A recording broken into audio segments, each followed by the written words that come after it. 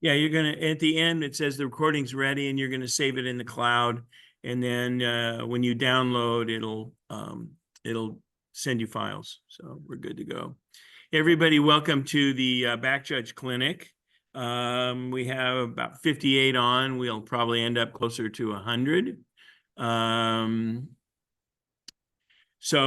I have to do a little caveat that we originally were going to have Matt Starr talk as from a referee position on what he expects from the back judge.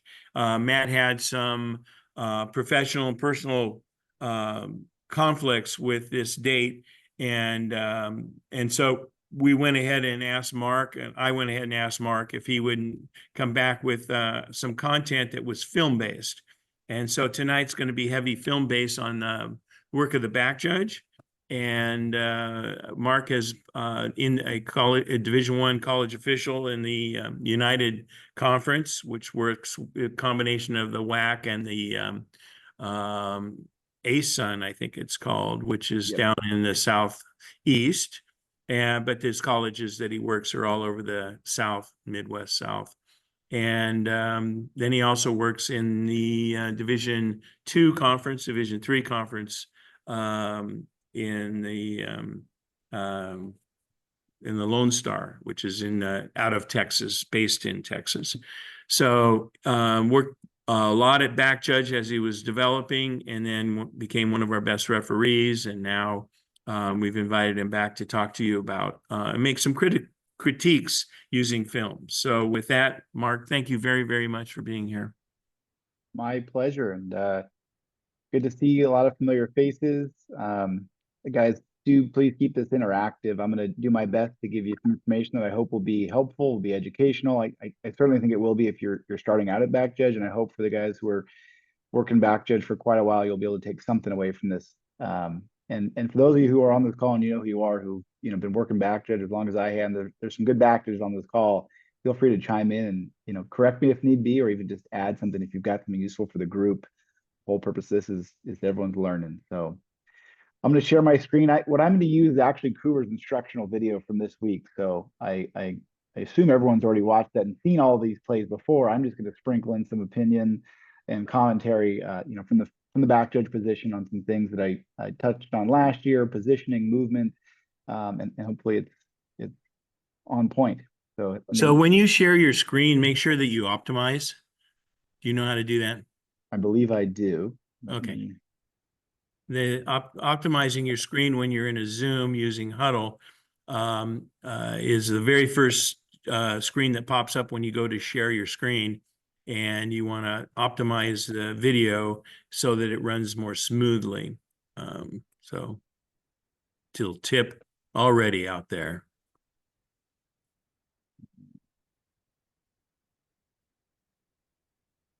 I was just looking so far. Can you guys see my screen, and is it in place? Absolutely, yes. That hopefully. Okay. Yes. Excellent. So like I said, this is Coover's instructional video from this week. So these are plays you've seen.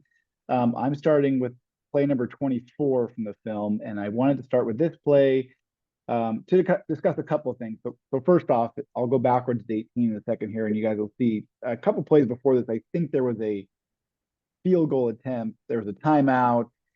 And so now I think Lacoste Cannon has chosen to go for it instead on fourth down. So part of the reasoning for the back judge being as deep as he is in this play could be that he was just under a goalpost and is still moving up. But I thought I'd start by talking about positioning. In general in high school, I like to start around 17 yards, sometimes a little deeper, depending on the teams. So ideally, you're at least somewhere in the picture to start. Now, also, I should clarify before I pick on anyone, this back judge did a great job in this game. And I think he was working with some injuries as well. So it may have been that he had, backed up a bit for that reason. But, yeah, this is Kevin Fuller. He did a great job, but he did have surgery following the season on his knee. So he's not, you're probably getting about 75% of Kevin.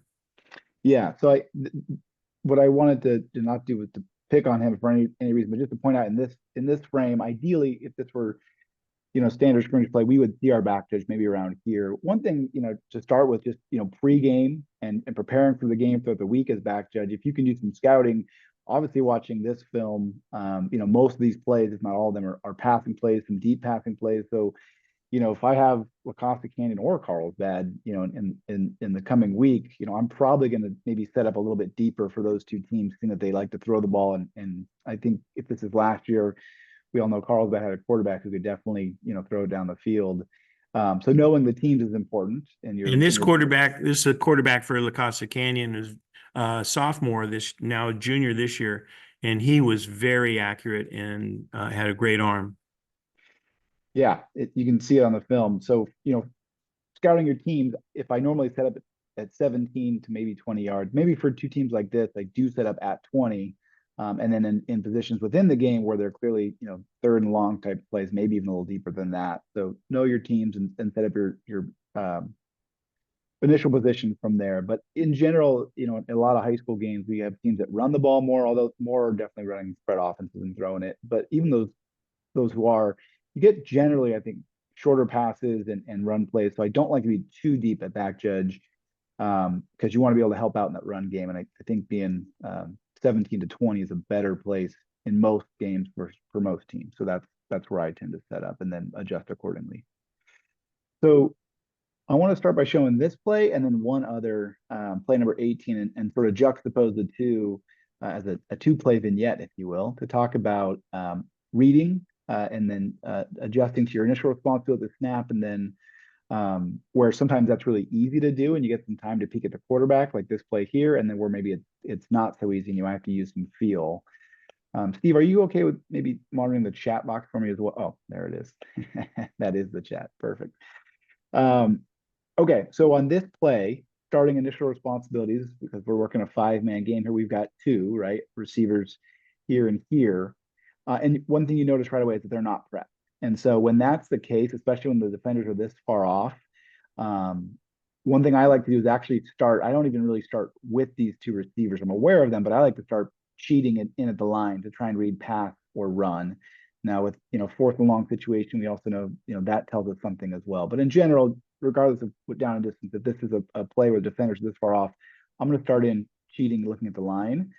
And my first step is just a very soft step backward, taking a read step. And so that might get me to about here. And at that point, I recognize offensive linemen are backing up, and this is going to be a pass. So I'm moving now to my areas of responsibilities. And the first threat I see is probably right here. So I'm taking a peek there, looking for potential fouls. When you see this, that guys are running free, I think that gives you the ability, and it's something you have to work on, to peek back at the quarterback when your initial responsibilities are not threatened. So one thing I try to get better at is when they're not, is getting good at moving my eyes back and forth, not too quickly and too many times, but from the line to the receiver to the quarterback to the receiver, and getting used to that to then kind of tell you where the ball is going. If you're able to do that, you can now see him opening up to the side, throwing it here, and that gives you a better chance to get to the ball and the play on the ball quicker. Can you back up? Can you back up? I want to make a comment too. Yep. Back up, right in here. Okay. So we used to call these initial keys, KEYS, initial keys, and now we're transitioning to initial responsibility. So the initial responsibility, as Mark said, is those two inside receivers, once he reads pass, gets his eyes over there. Now they're running through what appears to be some kind of zone coverage. Oops, lost the film on my screen. Oh, sorry, I was playing around with my notes. That's my fault. There we go. And so you want to look and make sure everybody's running free, which is what Mark was commenting about, and possibly this linebacker who's rolled up here underneath, possibly grabbing that guy. But that's just initial responsibility. As soon as Mark gets a feel for where that quarterback is looking when he looks back into the backfield, then you're off that initial responsibility. Thanks, Mark. Yeah, absolutely. And so in this case, peeking at the quarterback, you can now see that he's throwing it deep left. You can get your eyes over there. And when there's a pass to a sideline like this, I generally like to be, if I can, closer to that sideline. And so as you're backpedaling and you recognize that, you can sort of backpedal at a waggle at an angle. you have time before the time to rule on the play to take a few steps in that direction, you should. Ideally, you're stopped or to maybe a slow walk when you're ruling on the action. But a play to this sideline, if I can get closer to this hash, I like to be there, just be a little bit closer to that kind of an ideal viewing distance at the end of the play. So great job on this one by recognizing from the back judge that this ball popped out, and then coming in and ruling incomplete. So just a So I'm the head linesman on this play. So I'm coming down the field, and if you back up, I'm seeing feet as the ball arrives. Okay. So actually not feet. I actually see him contact the ground with his body inbounds first. So I'm really focused on inbounds when he comes down and rolls. And then the DB goes across and I don't see the ball. I don't see the ball. I'm assuming that he has caught the ball. And so it was my eye contact with Kevin at back judge who made it smooth for us to come up incomplete. Yep. And so I think in this kind of play where you're able to get your eyes over there quickly, you can be a good help, and part of it is just what he did here, which is recognizing this is a receiver going to the ground and seeing the play to completion. Once you see that ball pop out, you're free to give an incomplete signal because it's an incomplete pass at that point.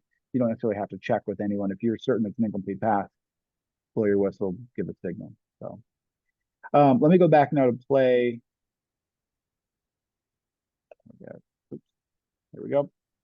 20 or 18, because I think it's a good one to juxtapose.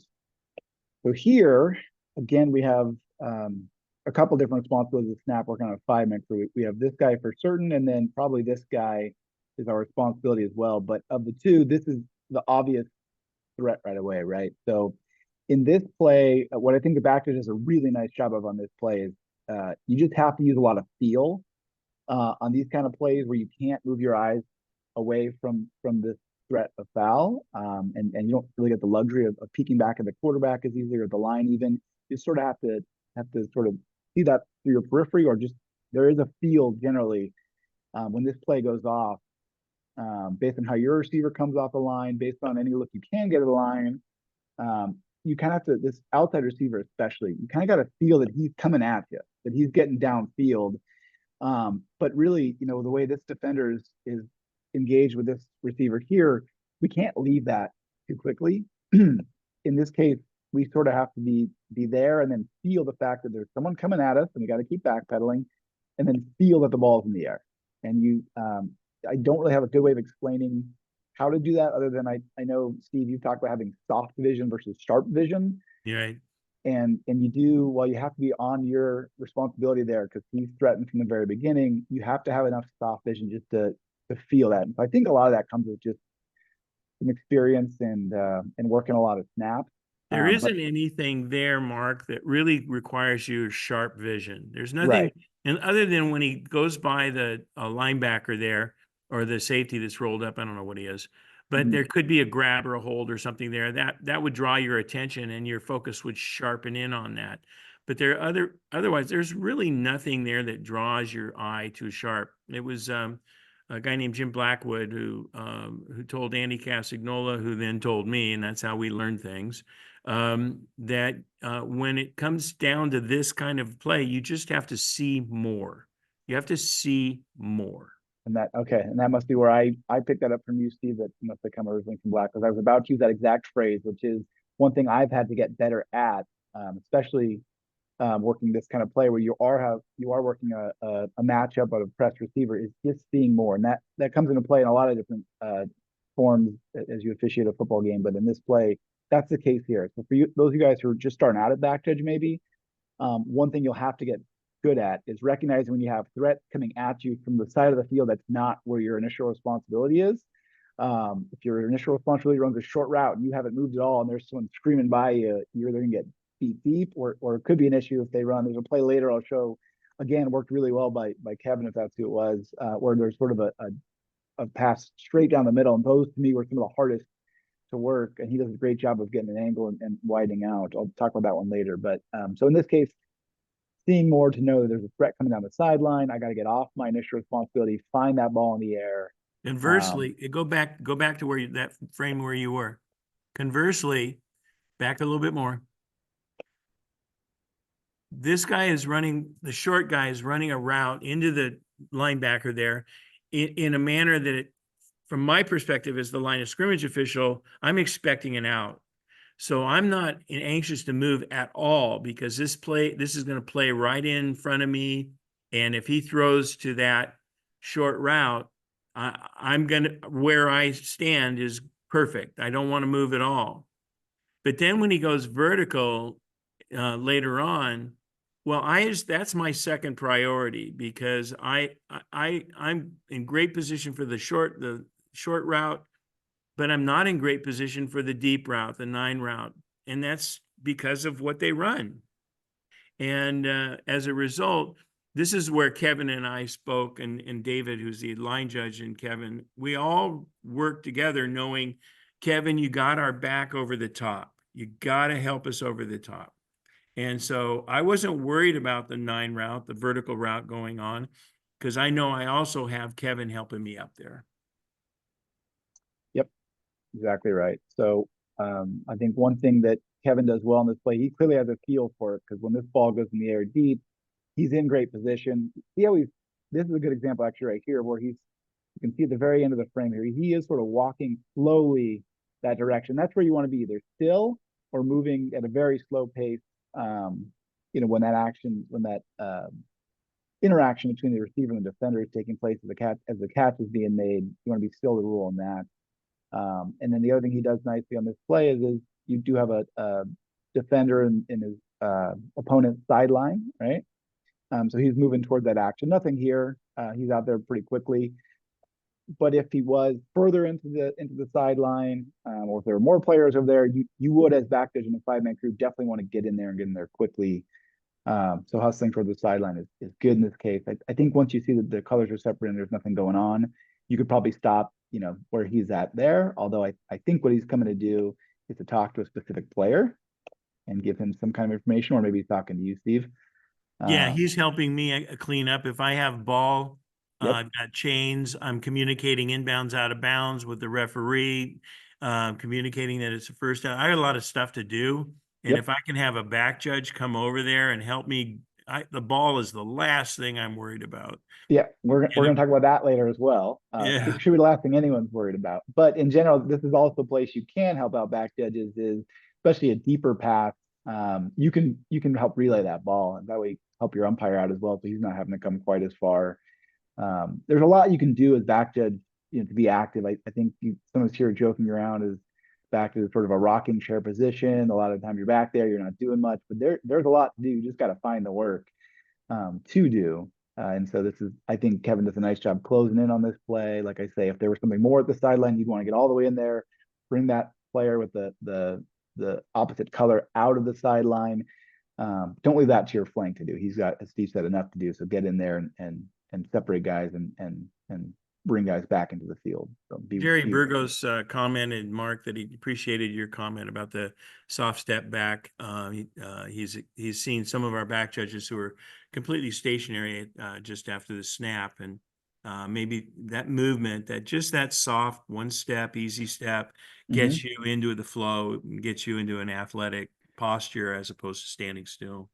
Yeah, and actually for me, when I was starting out, I was doing the opposite. I was quickly bailing every snap. It was like 3 hard steps back, as if it was every play was a pass play. And someone along the way came and said, "Hey, most of these plays are going to be runs. You should probably not bail so quickly." And so once you get used to that soft step, I kind of like ruling on a pass or interaction between a receiver. Like if you're still, you can read better, right? So if you're taking that soft step back, you can get a better idea of run pass. And if it is run, you've only taken a step and you're clear to start looking for your blocks and your transitions.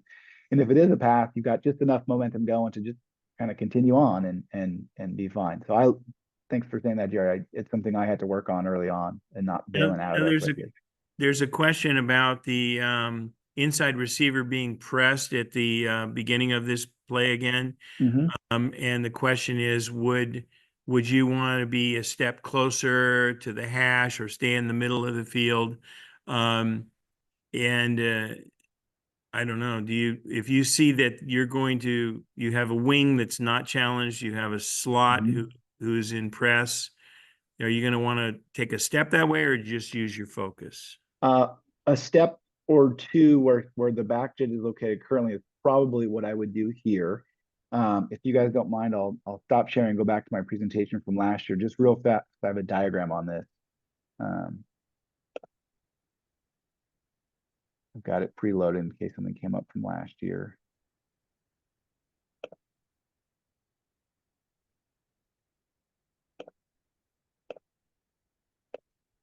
This was taught to me by, and I wish I could remember his name. He was a back judge in the Big 12, worked a couple national championship games. I think he was on a crew with Marlo Fitzgerald for a couple of years. He taught me this at a camp. If this is the field, um, based on where I'm standing, not where the ball is, but where I'm standing as a back judge, I give myself room to move laterally. I give myself more leeway on that as I get closer to midfield. So if I'm standing at the end line, I'm under the goalpost always to start the play, and very rarely move right or left from that goalpost um, to start the play at least. Versus if I'm standing at midfield, I give myself more leeway to move left and right at the start of the play. And part of that is based on how the plays develop themselves. Plays starting down here for offense are going to be quicker. You're not generally getting a lot of, you do get some broken plays and guys running long looping routes, but in general, they're faster plays and you don't have as much time to move around. So going back to our play, on this one, I probably would take a step or two in that direction, but not much more than that. Hopefully that answers the question. So where I'm Yeah, at on the field there, yeah, we're at the 45-yard line. yeah, especially if you feel like you need to get an angle to see this first interaction, then definitely. Um, just as you get closer to the goal line, be careful doing that because if the pass comes quickly down here, you're that much further away to rule on something. So uh, Good. that's how I've been taught, and that's sort of what I follow is the closer I am to midfield, the more leeway I give myself to move laterally left and right to start the play. I never start a play outside of a hash. That's the farthest I'd go, even at the 50 would be about a hash, but certainly step or two is good. So kudos to Kevin on this play. I think these are tough when your receiver is pressed to get that feel for when there's someone coming at you and when the ball's in the air. And I think he clearly does a good job on that. So that was my point for those first two plays, is to highlight that. Okay. Go on to play number 41.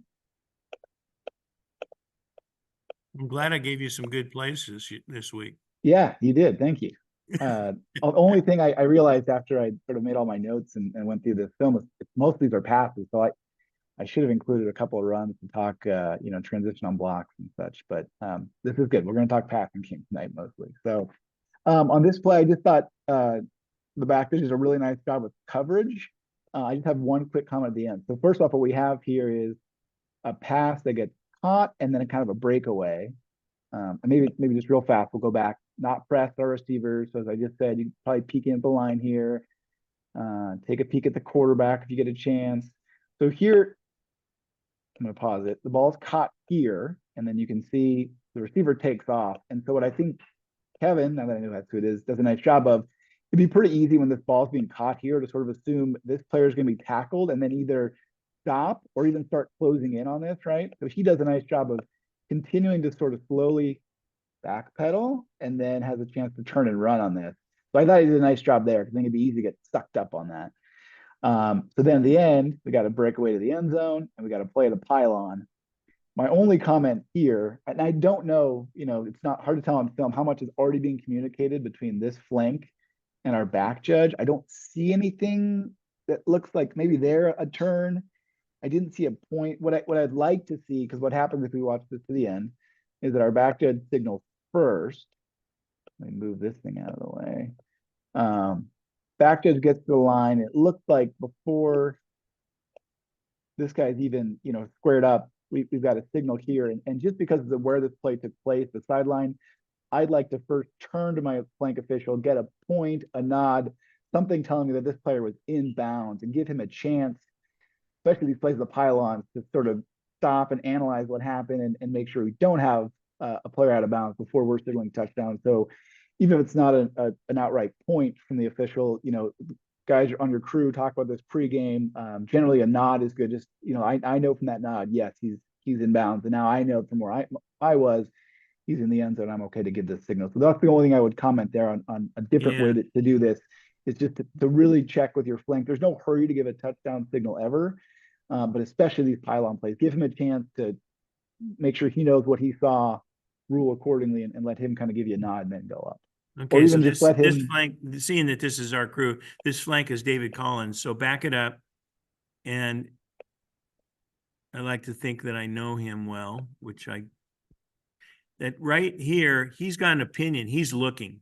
He is sort of, isn't he? Yeah. He is looking. So I think what they do is they can communicate here. What I think looks a little funky and draws your attention is that the back judge goes up real quick. Mhm. And if they've both communicated, David's flying down the field. This is not Steve Coover's speed. This is David Collins' speed. Yeah, Cooper's back in the 50 right now. There was a time. There was a time. But David is very, very athletic and quick and gets there. I think if he had just waited and they had gone up together, it would have been really. I agree with you, Mark. It would have been really nice. Yeah, and that's not to take away anything that that both these guys did an excellent job ruling on a very difficult play. I love the way the play was covered. That was the one thing I thought could be a learning thing here. And then one last thing is Kevin is looking straight down the line here with his signal, and if the players are over here or if they've already run back over here doing some celebration, always good once you've gone up with your signal that feel free to turn with the players. In fact, you should turn with the players, keep an eye on them, make sure they're not doing anything they're not supposed to be doing after the score in terms of celebrations or worse, something like taunting. Making sure keeping an eye on them. Nothing that says we have to be squared with the goal line. We're giving our signal. Feel free to turn, and even if you want to take a step or two into the end zone, nothing wrong with that. So, and the other thing is that as a flank official on this play, just to throw this in and for flank officials who are on this call, it would have been real easy to do the same thing Mark talked about, which is give up on that play when the apparent tackle was happening. David kept himself athletic and moving. And so when he broke, David continued to officiate down the field. And sure enough, the whole play ends up crashing over the pylon. So again, it would have been common to see somebody, kind of slow to a walk and then, oh, shoot. yeah. Now it's too late. Yeah. Last comment on this play, Backridge ends up in the sort of the middle of the field, and I just got done saying I generally do start in the middle of the field. I gave you the diagram when I give myself some leeway to look at a press receiver or something else.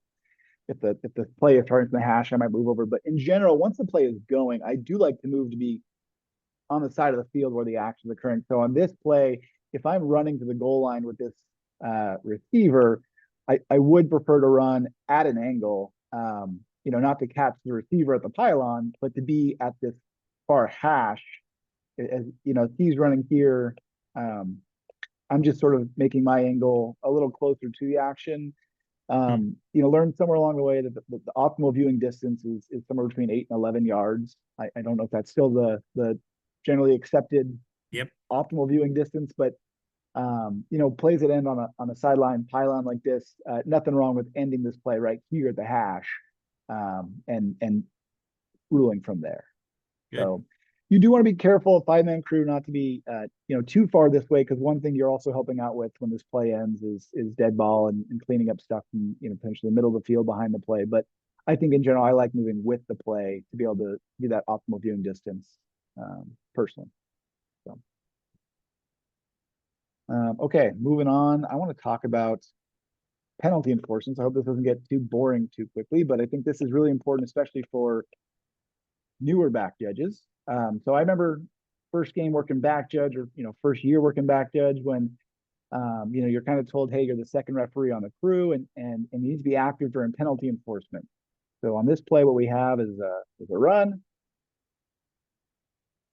near the tackle being made. We've got a flag coming out by a referee here. Ideally, tweet, tweet, tweet. And so this is where if you're new to working back judge and you hear the phrase, hey, be active with penalty enforcement, I guess maybe one something I thought to myself as young officials, like, oh, what?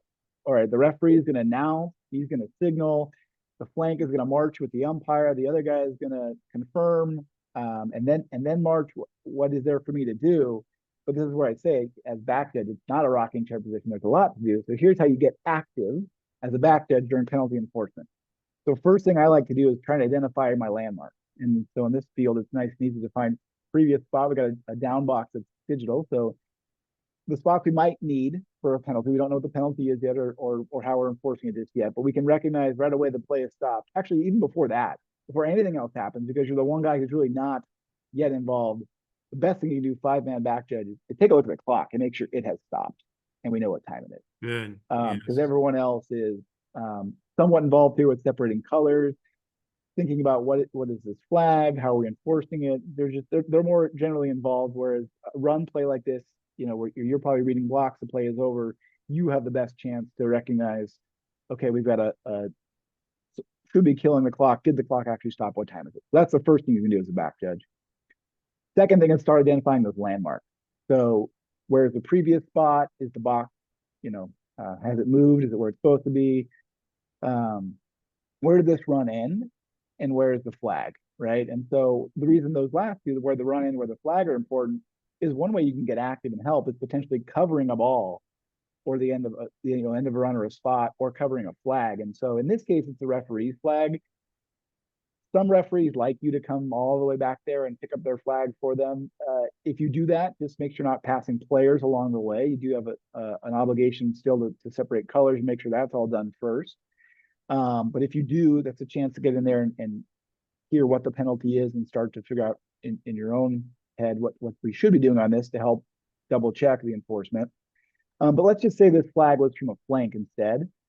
It'd be really nice if you were able to go over and relieve that flank of his spot. So obviously the other flank should hopefully be holding it as well. But what if we had flags from both and somebody, you can always help out. So walk over, if the ball's on the ground, hey, I'll cover the ball. I got your spot. Go ahead and go report. You can help out a flank by doing that.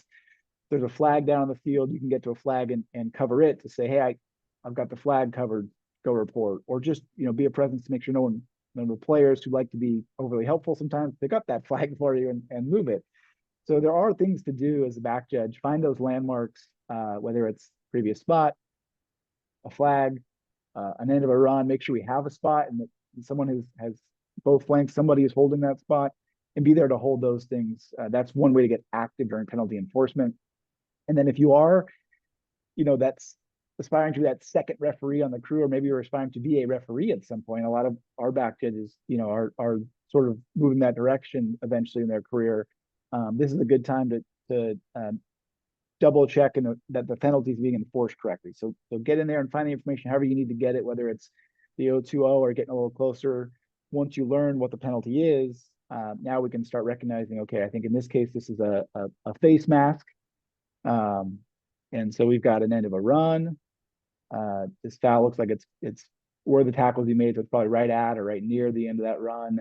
And so recognizing in this case, okay, we should be going, I think assuming this is a face mask from the defense, we should be going 15 yards.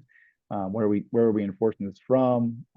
And so watching the flanks line up and okay, we're taking this from the end of the run. That looks like the correct spot. Where's 15 from there? Making sure they end up there. So, and it's really important for the referee to have another referee, if you will, looking at the enforcement and really on this crew, Robin and the crew before when I was with Matt Starr, we took responsibility for the penalty enforcement. We didn't have the referee come to us and say, okay, it's a face mask. We're going to go from here. We're going to go 15 yards. We're going to go. We told them, we know all that. We know all that. Trust us. You turn around after you have opened your radio and told everybody, I have a face mask on the defense, number whatever. Okay, I can tell my coach, or actually down below, the blue team had the face mask. So David can turn to his coach and say it was number 65 face mask. So he's done. The umpire, he heard what it is. He's in there getting ready to go 15 yards from the end of the run. I'm checking the clock because I'm farthest away and don't have anything to do and have killed the clock. And I'm telling them it's face mask on them so that the coach will calm down behind me. That's wishful thinking. What can happen with the so we can get all of that done, but what one thing can happen is if we had in a championship semifinal last year, we had a referee with an intentional grounding, and the back judge had some information for the referee on that play. So he closed to be, to actually report, I think we have intentional grounding, and he's coming in saying, I have no one in the area. While he was in there, now we need a spot, and the referee throws the flag up in the air. Well, if you know intentional grounding, it's an illegal pass, and the enforcement is from the spot of the foul. So throwing the flag in the air doesn't help anything. So he had to help sort that out again as the extra referee, get the flag where the end of the run was, and hold the spot, while the referee then went and reported, and the umpire and the crew marched off the 5-yard penalty from there. Well, now the back judge is covering the flag for the referee. As soon as the referee's done, and confirms that the 5 yards was accurate. He picks up the flag, gives it to the referee, and takes off for his back judge position. And the referee gets in a hurry, and the back judge never gets a chance to get set and do his count in his pre-snap routine. So when the back judge turns around, the guy hacks it and the team's ready to go.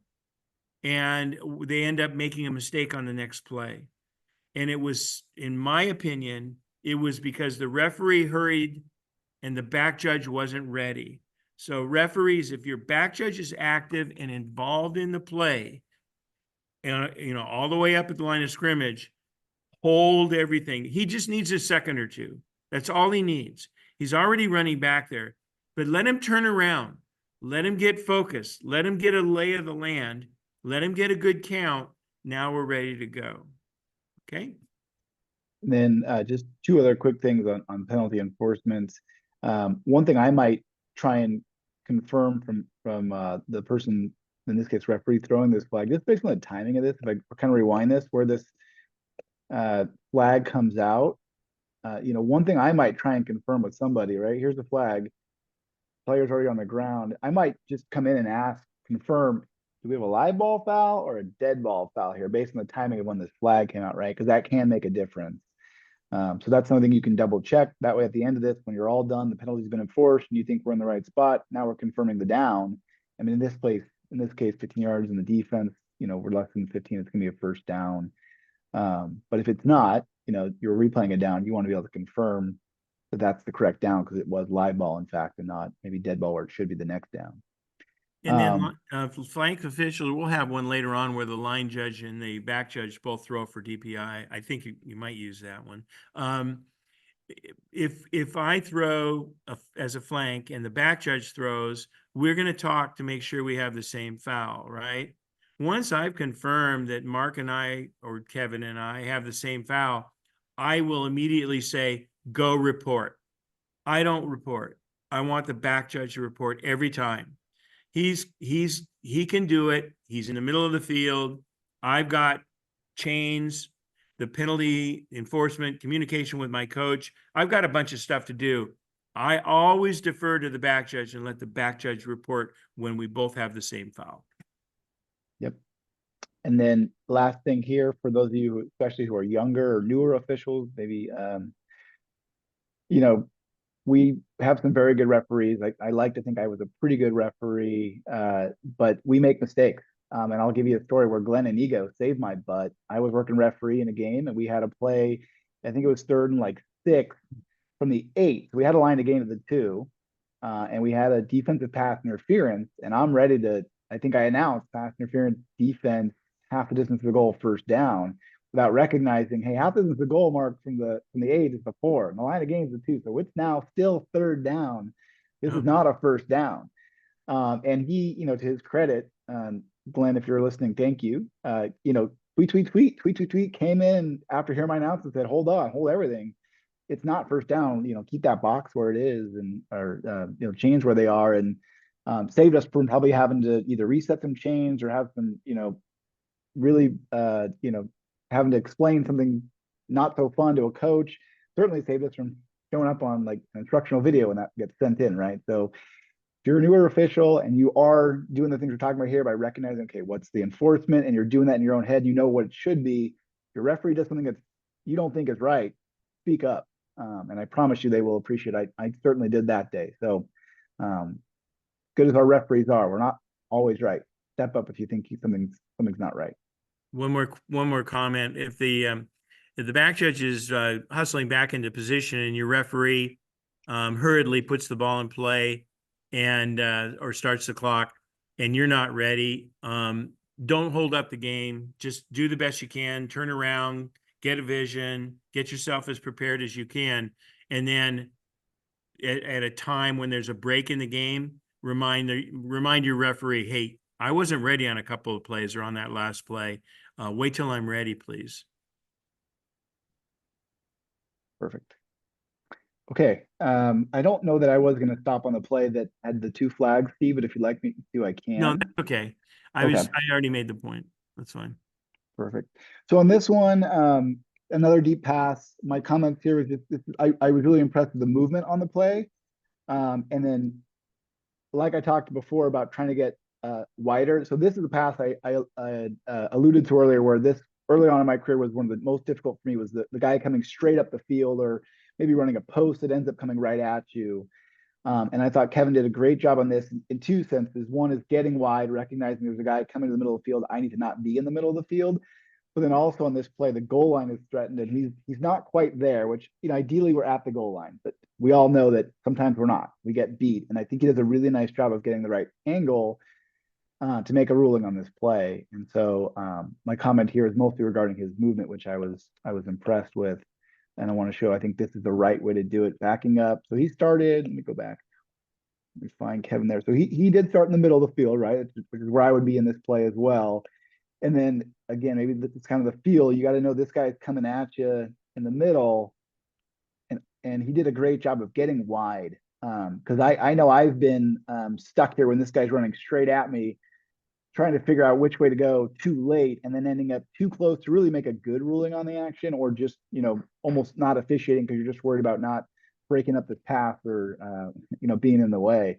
So great job here of getting wide, and then where that serves them well also is that we've got this goal line potentially threatened. One nice thing about these turf fields is that these lines are pretty clear and crisp. And so even if we're not standing on the goal line, which again, ideally was where we'd be, like where I'd love for anyone working back to be at the end of this play while this is happening, is standing on the goal line, probably right about here, looking this direction. But if you're not going to be, the worst place to be would be like right here, straight behind this play. Getting wide here is the right thing to do, in my opinion. And I think obviously Kevin just says he's got a good feel for where the plays are going from what I've seen on this. I like that he got wide here and then can make a ruling. Again, no need to be exactly square to the goal line. You can be facing these 2 players given this signal. So, but really nice job. Calm, good signal. I like the movement on this of getting from the middle of the field to where he got to. I wish we could see on film kind of his steps getting there. But clearly, recognize early enough I need to get wide, and doing so helped to make a ruling on that goal line. So nice movement there. So when you do recognize, and again, a lot of that comes from feel, but when guys are buzzing towards you, get wide one way or the other so that you can still roll in the action. That's my comment there. So nice movement. Let's see. Oh, 133. Good time to talk about flag tosses. So on this play, we're going to have a pretty There was a obvious... comment about it's okay to get beat to the goal line. There's been a shift, and and there's nothing different from what Mark just said. Ideally, you're at the goal line, you're waiting, you're making the judgment, looking down the goal line. That's ideal. But in many cases in high school and then college, and actually started up at the NFL, we have back judges running like they are in the Olympics, racing down the field so that they don't get beat to the goal line. And they're not officiating a damn thing because their heads are bumping up and down because they're running as fast as they can. And so the sacrifice is that if for some reason you can't get to the goal line with your regular movements, then you do the best you can, but stay under control. Don't get into a place where you stop officiating and all you're doing is running to try to beat the guy at the goal line. That's not officiating. Yeah. And that's, again, something I was guilty on early on in my career. And all this stuff I'm teaching you guys, somebody else taught me.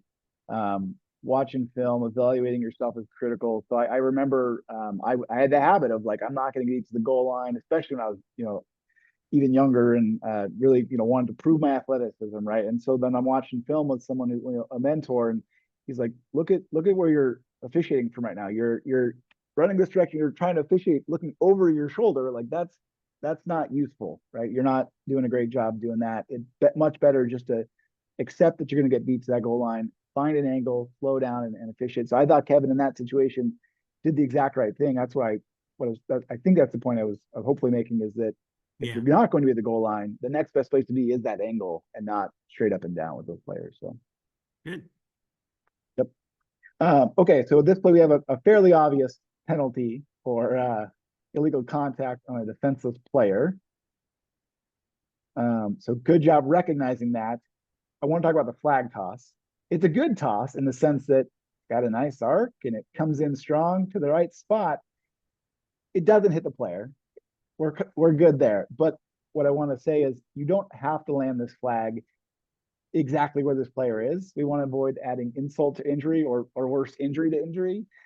Because I noticed where this flag landed, and I've been guilty of this as well. I still need to work on this a little bit better. I think it's just, a hard habit to break. If see foul, throw a flag there. Ideally, you don't want this flag skipping in and brushing up against the player who's on the ground now potentially injured, right? So just a comment here on our flags, especially back judges. We've got those long toss flags. We can chuck them all around the field. Try to do your best to recognize that you don't want to be throwing it exactly where the foul is if the players are still there. Nothing wrong here with having a flag land a few yards further away on the same yard line, but over here where no players are. Nothing wrong with moving your flag at the end of a play as well. So that's my comment here, is just something, to put in your toolbox to work on during scrimmages and throughout the season. Is just getting a little bit better about not tossing flags near players and potentially hitting players. This is never going to be an enforcement spot. It's a foul by B, so we're going to go previous spot. So it's really, you just want to have it in somewhere up there, middle of the field. Obviously we know where the spot of the foul is because there's a dead body there. But I'm also looking at Kevin running for the football. So I'm like, did you want to comment about that? Yep. You're ahead of me. So I mentioned earlier, we're going to talk about the ball not being a priority, especially because of what this foul was. I would like to see the back judge close to the player for two reasons. One, in this case, nothing's going on, but you get these illegal contact fouls, these hard hits, there can be ill will, right? And so if one of his teammates takes exception to this hit and decides to approach this player, we may need to be a presence. And so we want to be moving towards that, or at least observing it, right? At least not facing this direction when potentially someone's coming up to say, hey, that was not so nice what you did, and here's how I'm going to react to it. And the umpire does a good job here. He has no reason to go there. He doesn't have a ball. He's not doing it. He's just dead ball officiating. The umpire is covering for him, going up just to make sure nothing gets started. So yeah. And then the other reason would be, you can go towards this player, help take guys clear away, give him some space. I always like to, when there's an injured player and no one's yet with him, if I'm the only one out there, I'm not going to tend to an injured player, certainly. But what I can do is stand near him and just kind of reassure him, hey, buddy, the trainers are on their way, hang tight. And so I think whenever you get a chance to talk to players in a positive light, and I don't know how positive that is if there's an injured player, but at least to show you're human, show you care. I like, someone told me that a while back. I like to do that. Hey, buddy, trainers are on their way out, just hang tight. But also that on that same vein, elsewhere in the game, if you can talk to a player by saying, "Hey, I saw you, you know, let up and use a screen block on that instead of driving through that guy. Good job on that." Where you can give positive reinforcement and tell guys, "Good job by doing this."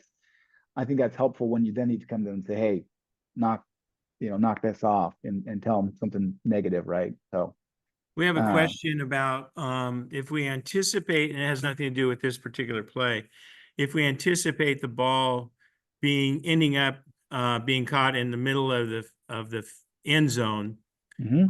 where is your preference, that we be at the goal line or the end line? I know mine, so Yeah, so this is so tough in five-man mechanics. I think I touched on this in the presentation last year. The final answer is wherever you can best view that action. And if that happens to be also in the middle of the end zone, I think that's now accepted much more than it used to be. So I think my preference when it was the old philosophy was you need to be on a line, goal line or end line. My old philosophy was if I could be there, I like to be on the end line because there's no one else who can be back there. And if that pass does get, say, bobbled in the middle of the end zone and then all of the end line is threatened, your flank's never going to be there. And they could help you out on the goal line. So my preference, if you are trying to get to a line, is the end line personally. and that's Uh, exactly mine too. And I'm disappointed because one of our officials who's new to our association just gave the wrong answer to one of our other officials who just learned the wrong lesson. So if you're going to comment and if I'm going to answer and ask Mark Halby and myself available to answer questions, please don't answer questions in the chat room because it could be wrong. And in this case, I agree. They need to be on the end line because I've seen so many balls that appear to be catches in the middle of the end zone where you could rule from the goal line is not that big a deal. And then they bobble it, they juggle it. And the next thing you know, the end line is threatened. And so there's really there's no rule that means stay on the goal line. And my preference would be keep running to the end line because just what Mark said, no one else has it. No one back there to make a call if you're not there. So when in question, go to the end line, please. yeah. Thank And you. there are certainly situations in a five-man mechanic where there's a deep pass and there's not going to be someone at the goal line beside you either. So if it looks like it might be close to the goal line, one thing you can do, kind of like that read step in the beginning where you're kind of soft on your toes, is as you're getting close to the goal line, sort of slow down, but don't stop. Don't come to a sliding stop where if you need to get to the end line, you can't. If it looks like it's really going to end up near the goal line and you're the only person who can rule on it, try and slow near the end and near the goal line. But I'd almost prefer even getting past it a little bit and ruling at that angle so that if you needed to get to the end line, you still could. So keep soft on your feet, kind of keep your momentum going that way while being as stationary as possible rule in that play. But if it's true the middle of the end zone and I can get there, I like to be on the end line. Just like getting beat to the goal line, though, it's going to happen. And occasionally, I would rather see you stop in the middle of the end zone, be stationary to rule on the catch and the action from the middle of the end zone, than be breakneck speed. I have to get to the end line and like trying to get beat to the goal line, missing something because you weren't in the right position or moving too quickly to rule on it well. And the Yep. same thing applies, Mark, to the goal line with the flank officials. Mhm. We're at the pylon, we're off the pylon, we're taking this look, and now the catch is going to be the middle of the end zones, not threatening the sideline, not threatening the end line, but it could be a trap, it could be a bobble, could be, so you can't, in order to get a good look at it, if you need to, you move off the pylon, you move off the goal line back into the middle of the end zone to get that view, whatever that window, wherever that window is. And Mike Carey taught me that your eyes are going to tell your body where to go. Your eyes looking for that window to see the play, to see the ball, to make sure it's a catch, are going to want your body to move, and it will make your body move. So move. Go ahead and move. You walk, slide over just a little bit so you can see that, because the goal line is no longer threatened. So the same principle, right? Right, exactly. Yeah. So I mean, look, there's situations with deep passes and 5-man mechanics where you have to make a decision, and it's not always gonna be the right one. You try your best, but some of it is just feel. But as a default answer, I like to get to the end line when I can on those passes in the middle game. I think that's all the plays I had. Okay. How are we doing on time? It's 7:56. I did want to try and leave some time for some questions if we can, if there We've are done more. well. We've answered everything in the chat room. Um, the one thing that Matt was going to talk about, and maybe you can just off the top of your head say a couple things about it, is what do you um, what do you expect from your back judge as a referee? And I was a referee, and my back judge was Michael Mothershed, who ended up refereeing the Pac-12 and what phenomenal. Well, he was a phenomenal high school back judge as well. And so my goal was to get as much out of him on behalf of the crew as I could. And that was my leadership that was going to bring that out and give him opportunities to shine. So I would encourage referees to assess the talent and skill and enthusiasm of your and knowledge of your back judge. And if there seems to be potential there, find a way to use it on behalf of the crew. Mark? Yeah, so I mean, a couple of things. Number one, leadership is critical. It's nice to have someone who can also coach up and help out the other. If you have some younger officials in the crew, we talk about penalty enforcement. That's a big one. Having someone who I know I can trust is going to be verifying this penalty enforcement is done correctly is very helpful. Um, but in general, just being as helpful as you can, staying active when it makes sense. The penalty enforcement, holding a spot, holding a flag, never letting another official talk to a coach by themselves. There's just certain things you can do that if you can go over and talk to a coach, explaining your call, and it avoids having the referee go over there. Sometimes they're going to want to talk to the referee. That's just the nature of it. But if you can do some of those things, those are some things that come up off the top of my head. I'm sure Matt would have more and better insightful things to say. I do think Ted Chef gave a presentation on that a couple years ago, and he did a really nice job of it. And so maybe we find that recording for a better answer to that question. Well, a lot of our referees come right through that pipeline. That is not all of them. Some of them are umpires, and then they become referees. And there's no rule, hard and fast rule about it. But generally, I was a head linesman, then I became a line judge, but I was still a head linesman in my head. And then they made me a back judge, and I was still a head linesman in my own head. But on behalf of the crew, I had to be the best back judge I could for that crew. So it actually made me, when it came time to be a referee, it made me a better referee, because I knew what that back judge could provide.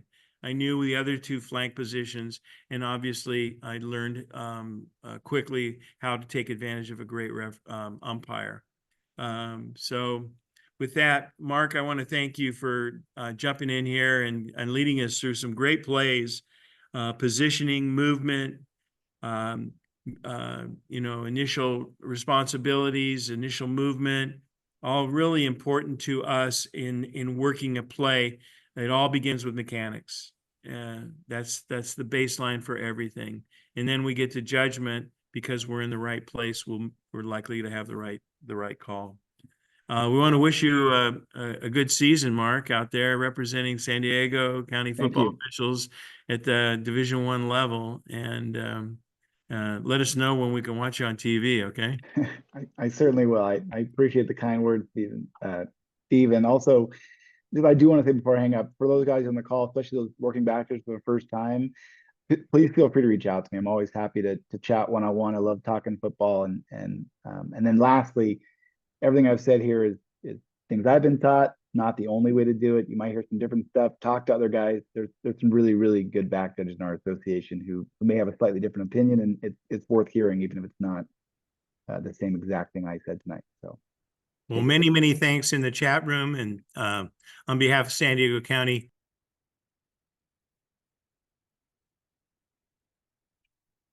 I think He disappeared. we lost Steve, but I think he was going to come on behalf of the San Diego County Football Officials Association. Go have dinner and have a great night, guys. Thanks, Mark. Thank you. Thanks, Mark. Good night, everybody. My pleasure, guys. Thanks, Mark. Have a great season, guys. Great job. Thanks, Mark. Thanks, guys.